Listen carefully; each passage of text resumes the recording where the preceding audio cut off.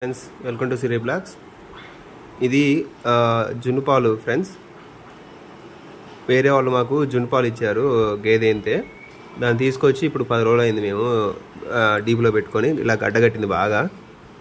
మనకి జున్నుపాలు ఎమ్మట్లో ఫ్రిడ్జ్లో తీసుకున్న తర్వాత ఫ్రిడ్జ్లో పెట్టుకుంటే పాడైపో ఎన్ని రోజులైనా సరే బాగా గడ్డగట్టినాయి.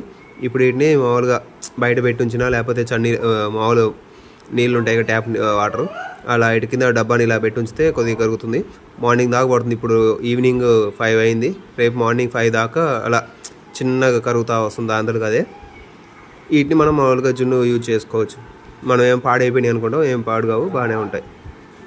ఇప్పుడు మనం ఏంటంటే ఎవరైనా ఇచ్చినప్పుడు కానీ మనకి ఎప్పుడు అప్పుడు తినాలనుకున్నప్పుడు దొరకవు కాబట్టి ఇలా ఎక్కువ ఉన్నాయి మనకి. లేకపోతే ఎవరన్నా ఇచ్చారు మనకి దొరకవు అనుకుని దాపెట్టుకొని ఎప్పుడైనా ఎవరికైనా పంపిద్దాం, యూఎస్ కానీ లేకపోతే హైదరాబాద్ నుంచి కానీ బెంగళూరు, మన రిలేటివ్స్ ఎవరైనా ఇస్తారు వాళ్ళకి ఇద్దాము అనుకున్నప్పుడు ఇలా స్టోర్ చేసుకోవచ్చు మనం డీప్లో పెట్టి. గడ్డగట్టింది అలాగా జున్నుపాలు మూత కూడా రాట్లే, గడ్డగట్టింది మొత్తం ఈ జున్నుపాలు.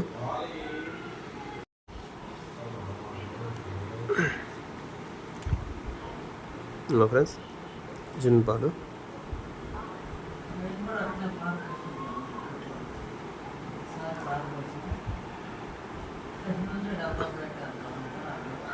గడగట్టింది బాగా. జున్నుపాలు అన్నీ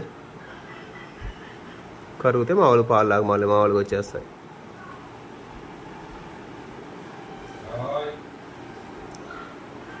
hi friends, welcome to Siri blogs. మనం ఇప్పుడు గడ్డ జున్ను తయారు చేసుకోవడం చూద్దాం. ఆవిరి జున్ను అంటారు. ఫస్ట్ ఒక కళాయి తీసుకున్నాం, పెద్దది, అదే చేపల మూకుడు లాంటిది.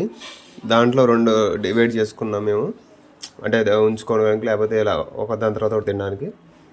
దాంట్లో జున్ని పోసుకున్న తర్వాత కొంచెం సాల్ట్, ఇంత ఒక చిటికెడంత కొంచెం సాల్ట్ వేసుకుంటాం.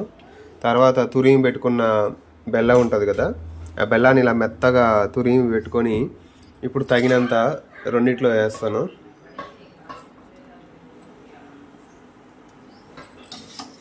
ఇప్పుడు బెల్లం మనం దాంట్లో తగినంత వేస్తాం.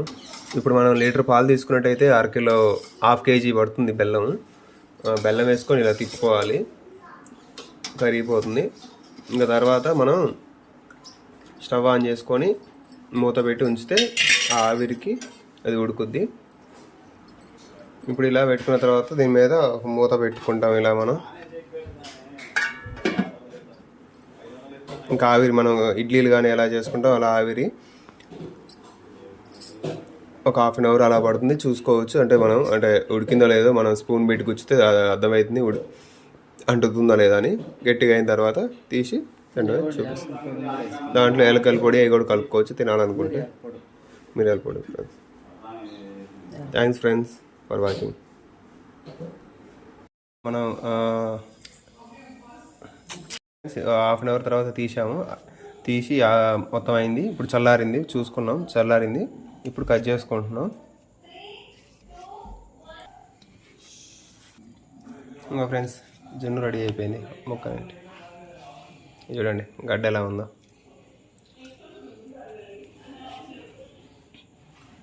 టేస్టీ జున్ను.